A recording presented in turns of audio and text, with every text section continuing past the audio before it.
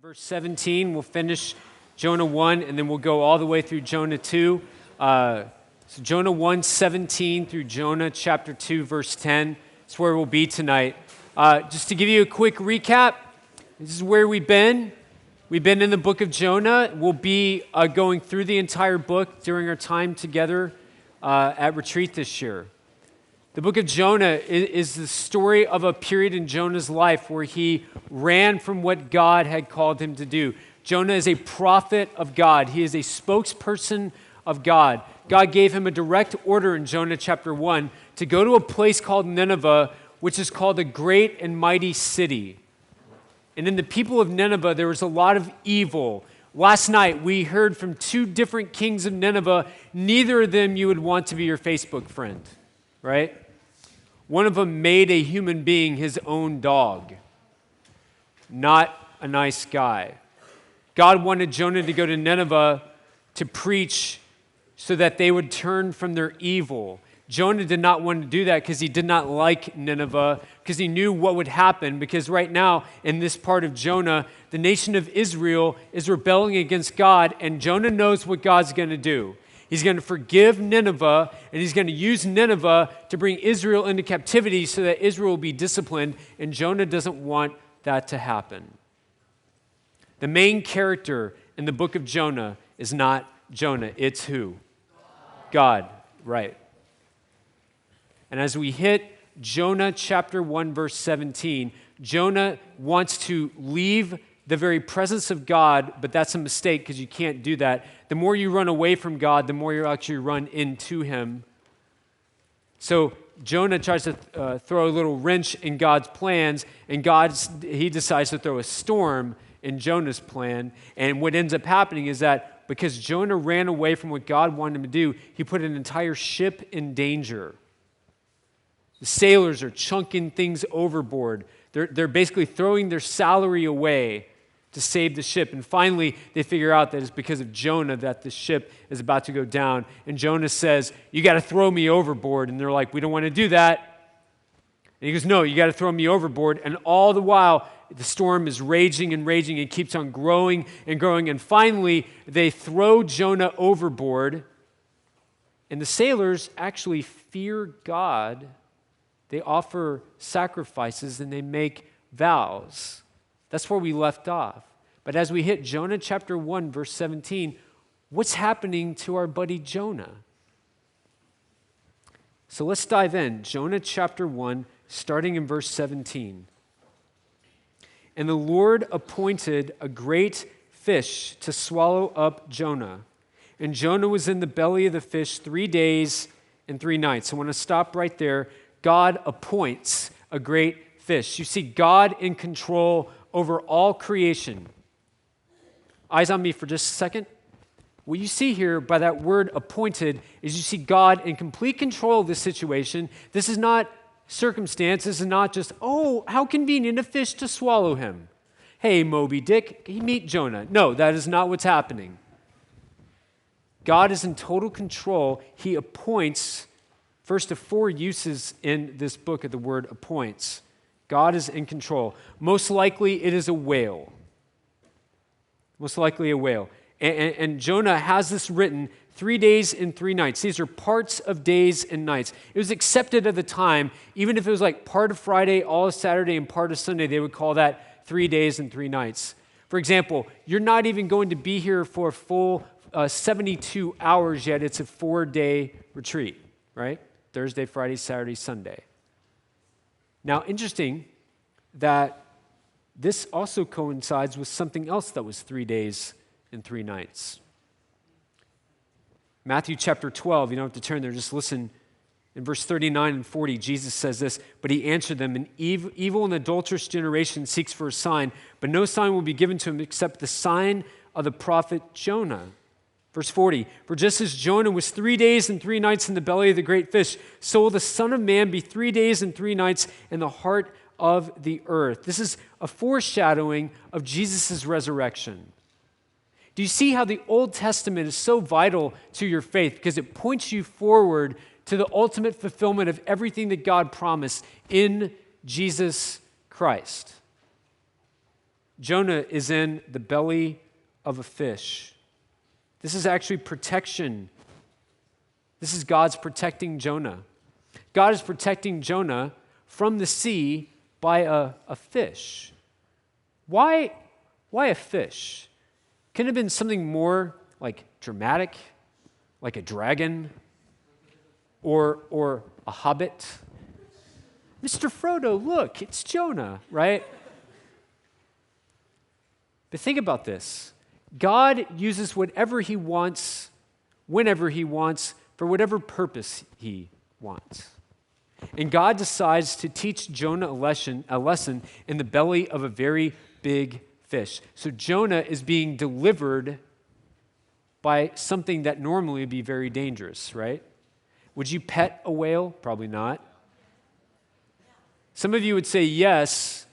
Okay, let's try this again. Would you pet something that is probably 30 to 50 feet long and weighs in excess of 4 tons, that their like little pinky tooth is bigger than your body? You have a lot more guts than I do. That's all I'm saying. Hey, let me pet you. No, gone, all right? And see, some of you are like, well, I'll just survive like Jonah. Good luck with that. So here's a question that you may have. What in the world is Jonah doing in the belly of a big fish for upwards of 3 days? What would you do if you're just hanging out in the belly of a fish for 3 days? Some of you are like, I would decorate. I'm going to accessorize. I'm going to put in a flat screen. I'm getting an Xbox. I'm going to make it my fish cave. Not a man cave, but a fish cave, right? What would you do in the belly of a fish for days and days and days? Jonah chapter 2, starting in verse 1. Then Jonah prayed to the Lord, his God, from the belly of the fish, saying, I called out to the Lord out of my distress, and he answered me. Out of the belly of Sheol I cried, and you heard my voice. Jonah prayed, and right there you may be tempted to go, well, duh, right? Jonah prays, but look at how Jonah prays. I'm fascinated by what this prayer contains, but also what it doesn't contain. This prayer actually is very thankful.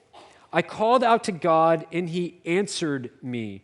God, you heard me. You knew I was in trouble. I knew I was in trouble, and you delivered me. You heard my cry. I'm realizing I'm not going to get out of this without your intervention. Out of my distress, out of the belly of Sheol. The word Sheol, the place of the dead. Basically, what is Jonah saying? He is dead in the water. He knows he's going to die. And he calls out to God, and God rescues him by a fish. God is rescuing him by a fish. The fish was a sign of God's favor. Let's continue in Jonah chapter 2, starting in verse 3 through verse 6. And let's hear what else Jonah has to say to God in the belly of this fish. For you cast me into the deep, into the heart of the seas, and the floods surrounded me. All your waves and your billows passed over me. Then I said, I am driven away from your sight, yet I shall again look upon your holy temple. The waters closed in over me to take my life. The deep surrounded me. Weeds were wrapped about my head. At the roots of the mountains I went down to the land whose bars closed upon me forever. Yet you brought up my life from the pit, O Lord my God. He said, you cast me into the deep. He's not being like, this is your fault, God. That's not what he's doing. He's more saying, I deserved this. I'm in deep. I'm surrounded, yet I will look again to your holy temple. Eyes up here for a minute. He is not being literal at this point. He is submerged underwater. What he's saying is, I'm going to turn my thoughts back to what God would want me to do. Have you ever been in trouble and offered to give God a deal? Lord, I'll make a deal with you. If you get me out of this, I'll do whatever. For example, in Spanish class, sophomore year of high school, we had a pop quiz. In Spanish, that's called Quizo Papo, okay? Which if my mom heard me right now, she'd be like, oh my goodness, mi hijo, okay? My mom's from Cuba.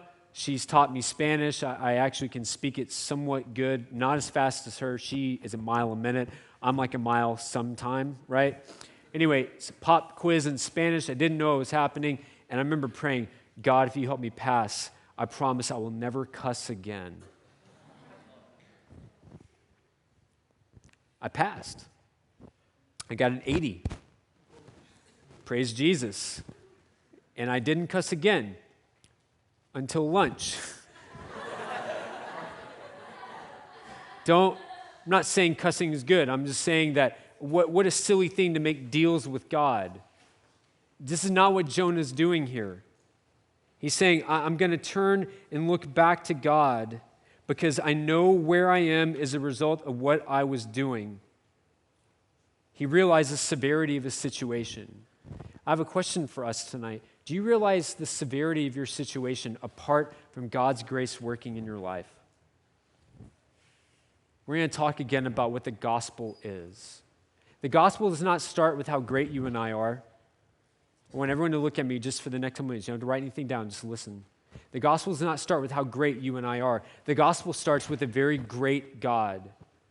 And how God, in his greatness, in his love, in his perfection, and in his knowledge of everything, all wisdom, all power, all goodness resides where? In God.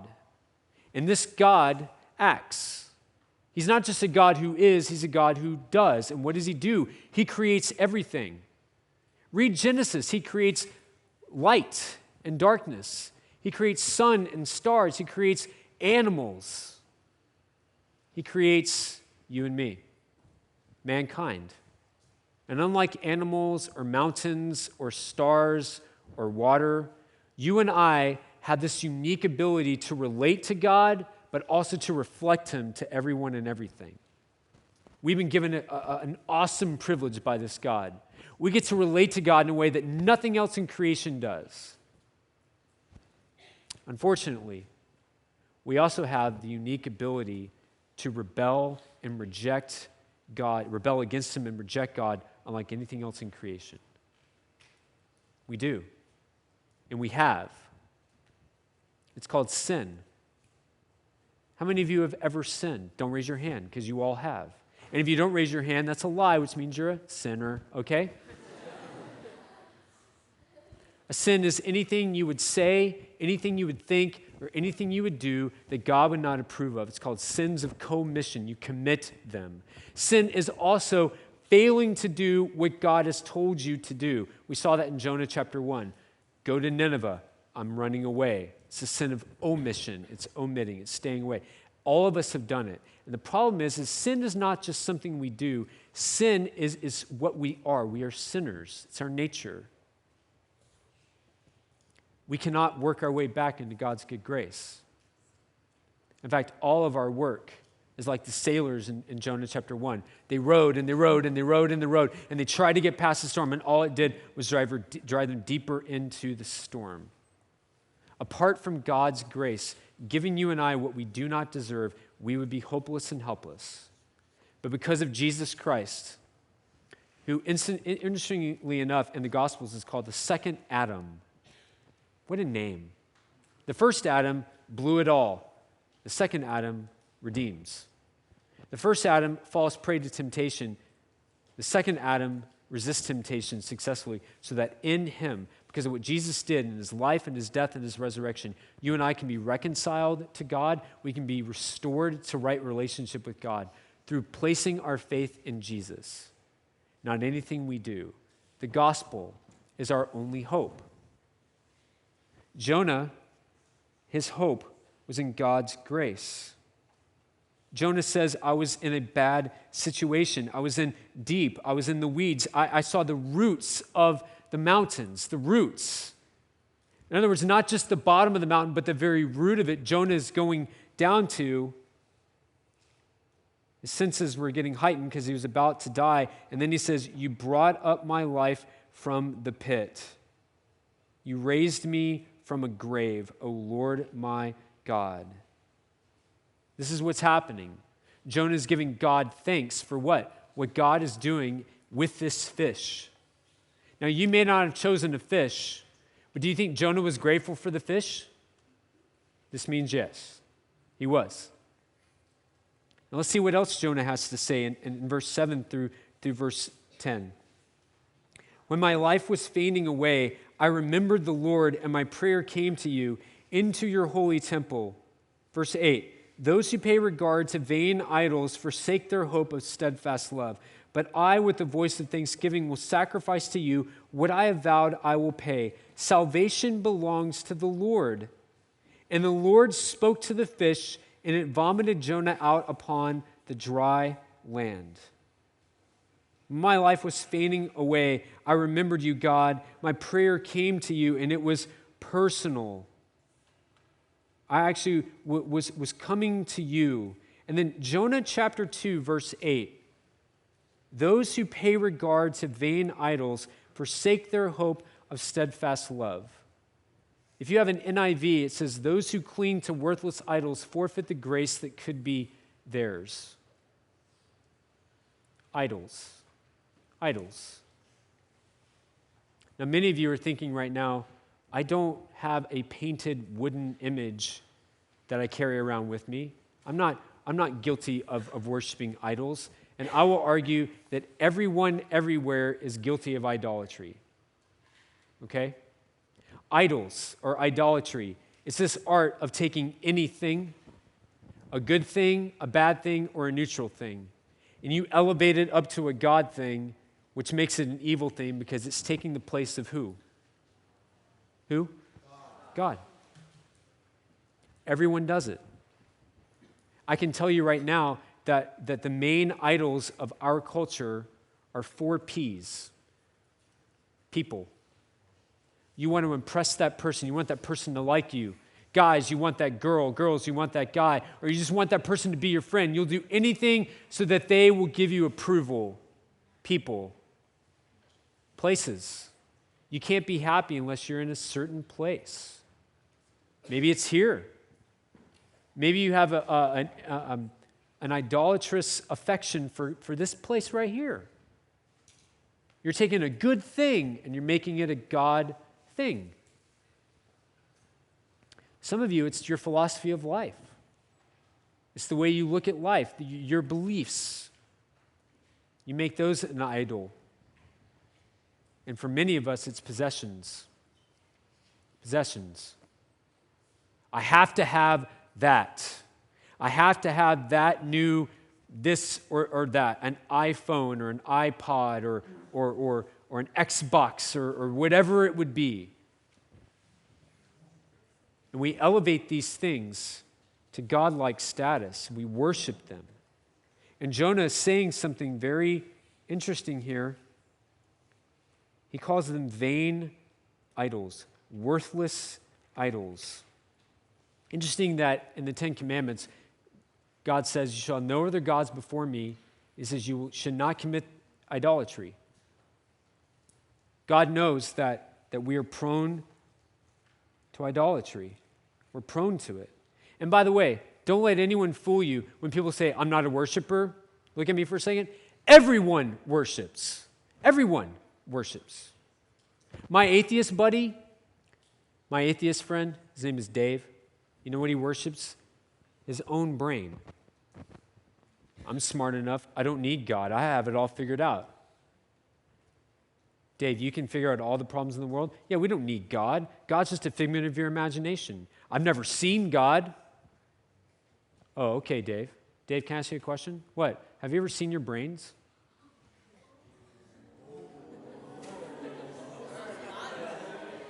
Some of you are like, I'm going to sell that to my atheist. Don't do that, all right? Dave and I were friends for years before I laid that one on him. So have you ever seen your brains? No. You ever smelled them? No. I don't believe in your brains. And he's like, by the way, Dave's 6'5" and big. And I'm like, I'm going to run now, all right? But my buddy Dave, he worships his own intellect. Everybody is a worshiper. Even people who say, I don't worship, you do. Idolatry is false worship. It's worshiping anything other than God. Jonah says that if you engage in idolatry, you're forsaking the hope of steadfast love. Because here's the thing. Idols will always do two things. Look at me, right? Eyes here. Idols will always over-promise. Always, always, always. They will over-promise. They will promise you the world and everything. Second thing, idols always, always, always, always, they always under-deliver. They never give you what they promise, ever. And when you pay regard to these vain idols, when you cling to these worthless idols, you know what you're rejecting and forsaking? The steadfast, never leaving you, never going to let you settle, but never going to give up on you love that God has poured out for you through his Son, Jesus Christ. It's the truth. Jonah chapter 2, verse 8 could be a life-changing verse for some of us. Jonah says, those who pay regard to vain idols forsake their hope of steadfast love. What were the vain idols that Jonah was paying attention to? One, his own country. He didn't want Israel to go into captivity. Another was his own hatred. He just didn't like the Ninevites. Didn't like them. Didn't want to have anything to do with them.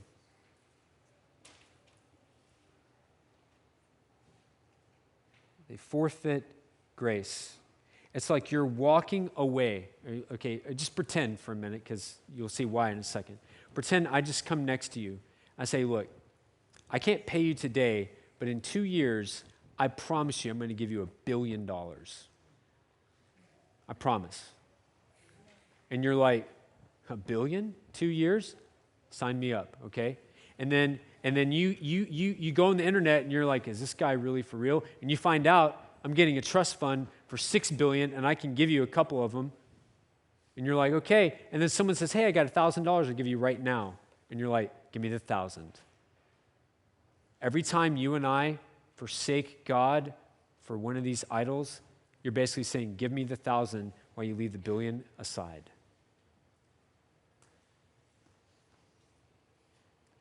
Jonah continues, but I with the voice of thanksgiving will sacrifice to you. What I have vowed I will pay. Salvation belongs to the Lord. God can save. God will save. God must save. Now I want you to think about this for a minute. Some interesting similarities for what Jonah's going through and what the sailors went through in the very previous chapter. The sailors, in Jonah chapter 1, verse 4, there's life and death at the sea. In Jonah chapter 2, there's life and death in the sea. Then the sailors pray to God. So does Jonah. The sailors get rescued from the storm. Jonah gets rescued from drowning. The sailors result in a sacrifice that they give to God. And in Jonah chapter 2, verse 9, he gives a sacrifice to God. Salvation belongs to the Lord. What will it take for you to ask God to rescue you? Is it possible for all of us to have idols? Yes. It's not just possible, it's not just even probable. It's inevitable. It is. We're far too swayed by the promises and more immediate and more satisfying in that moment things or people or places or even beliefs, philosophy. And they can't serve us like God can. There's a man named David Clarkson. I'm going to read something he wrote. He talks about, here's how you can identify idols. I want you to listen, okay? He says, 10 ways you can identify idols. And we're going to read these, and we're going to be closing up in just a minute. One is esteem. That which we most highly value, you make our God, for esteeming is an act of worship. Okay? Mindfulness. That which we're most mindful of, we make our God. To be most remembered is to be most minded. That's an act of worship which is proper to God, which he requires as due himself alone. Here's another one, love. That which you love the most, you worship the most. Love is an act of what? Worship. Trust. that which we most trust we make our God, because confidence and dependence is an act of worship which God calls for as only due himself. Fear, that which we most fear we worship as God, for fear is an act of worship. Hope, that what we make our hope we worship as God, for hope is an act of worship. Desire, that which we most desire we worship as God, for that which is chiefly desired is the chief good in our account who desires it, and that's what we count for our chief good. Will make what we desire our God. Delight, whatever you delight and rejoice in, you worship as God, for delight is an act of worship. Zeal, that which we're most zealous for, we worship as God, for such zeal is an act of worship due only to God. Last, gratitude, that which we're most grateful for, we will worship as God, because gratitude is an act of worship. Do you not think he just nailed that, by the way? David Clarkson was a very smart man, and he didn't just write this yesterday. He didn't write this last year. He didn't even write this in the 21st century, or the 20th, or the 19th, or the 18th. He wrote this in the 1600s. Every one of us falls prey to idolatry.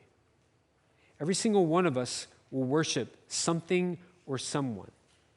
You will.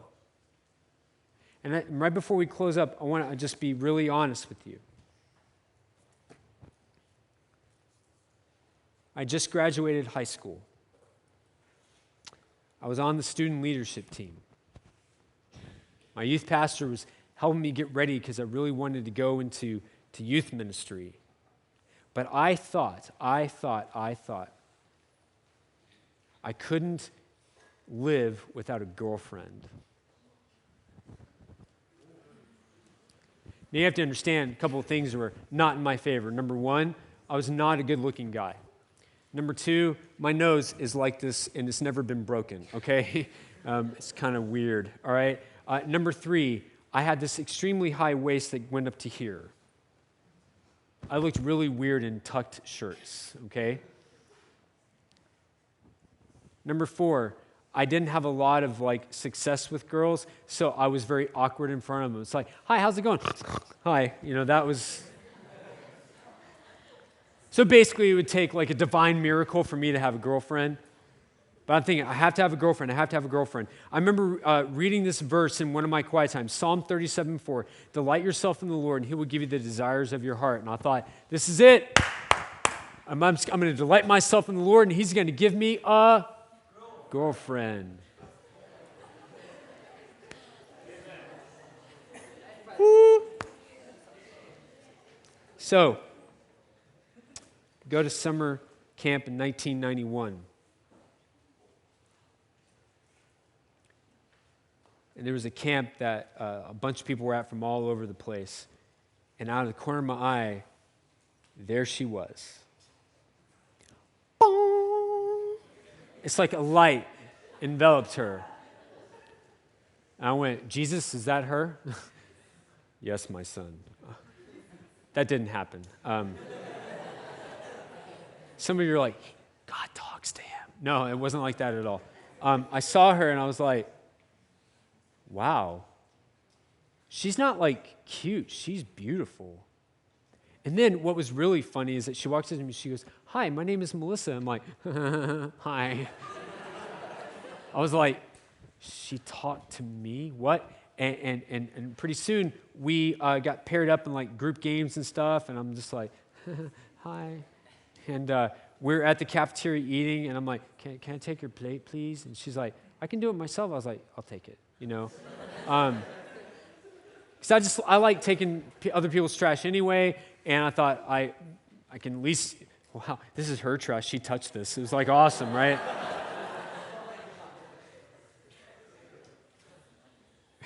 Jason, why don't you throw the trash away? I can't yet. Why? This is Melissa's plate. It's throw it away, right? At the end of the week, she goes, hey, would you write me sometime? Write you what? She's like, a letter, silly. I'm like, oh, yeah, sure. And pretty soon we started calling each other on the phone, and then we had this group reunion a couple months later, and I was like so nervous. I was pacing and pacing. I was sweating so much my back was sweating. In fact, we even called it SWAC, sweat from the back. I mean, it was just like this nasty, like... In fact, one guy patted me on the back. He's like, ugh. I'm like, sorry. And I finally go, hey, Melissa, I've been thinking a lot about this. Psalm 37:4 says... By the way, I totally used that verse wrong because God will give you the desire of your heart. The desire of your heart would be him, not a boy or a girl. But I was reading it wrong, just for the record. I was like, Psalm 37:4 says, delight yourself in the Lord, and he will give you the desires of your heart. And I've been delighting myself in the Lord. And Melissa, you're the desire of my heart. And she's like...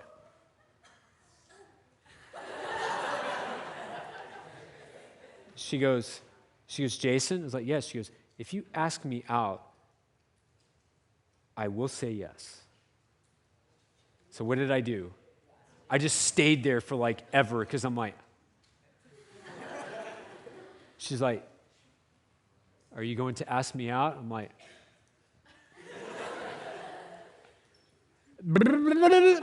You know? And here's what happened. It was really cool. She was awesome. We studied the Bible together. We really... And here's what I did. Pretty soon, I started actually wanting to spend more time with Melissa than I did with God. Slowly but surely, what I did was I took something that God had given me and I worshiped her rather than God. It was subtle, but it was definitely there. And here's what happened. September 1992. It's a long, long time ago in a galaxy far, far away, all right? It's like before the internet, okay? Never forget, got a phone call. Hey, hi, what's going on? Oh, we had already said I love you. We were going to get married. It was the whole big thing. I go, yeah, what's up? She goes, I need to talk to you. It's like, sure, what's going on? She goes, no, we really need to talk. Now, I'm a guy, and we're kind of dense, but I know what that means. When the girl goes, we really need to talk, guys, you're about to get hurt. I was like, what's up? She goes, I don't know how to tell you this. I'm like, just tell me you love me, you know. She goes, I think we need to break up.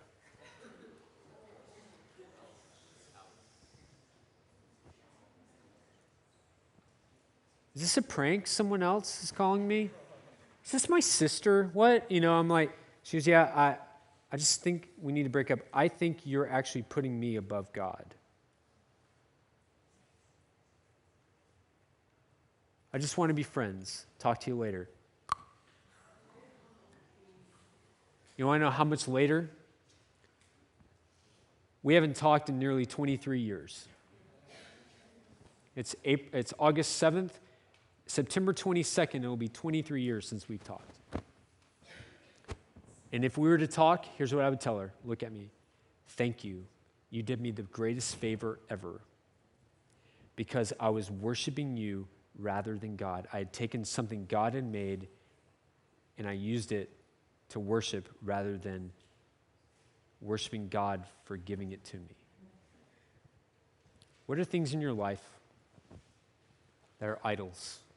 And will you come to God and say, forgive me, I want to turn away from that, and I only want to worship you and you alone. Will you bow your heads with me? Will you close your eyes? I really believe that idolatry is taking anything, a good thing, a bad thing, a neutral thing, and elevating it up to a God thing, which results in that being an evil thing because it takes you away from the one who loves you steadfastly and perfectly. I want to ask you in the quietness of the time before we sing, I want to ask you this question. Where are the idols in your life? Are they more around people? Are they more around places? Are they more around things you believe? Or maybe possessions, things that you have? Where are you prone to idolatry? Because you may not be engaging in idolatry now, but you will be tempted to engage in idolatry at any point. My question for you is not just that, but here's this. Will you ask God to help you see that Jesus is better than it all? Lord, I pray for my brothers and my sisters, Lord, that you would protect us from things that you have made or ideas that we've come up with. And Lord, they really rob us from what could be really ours. Salvation belongs to you. So Lord, save us from our idols. Rescue us again with your love and your grace. And pray these things in the name of Jesus. Amen.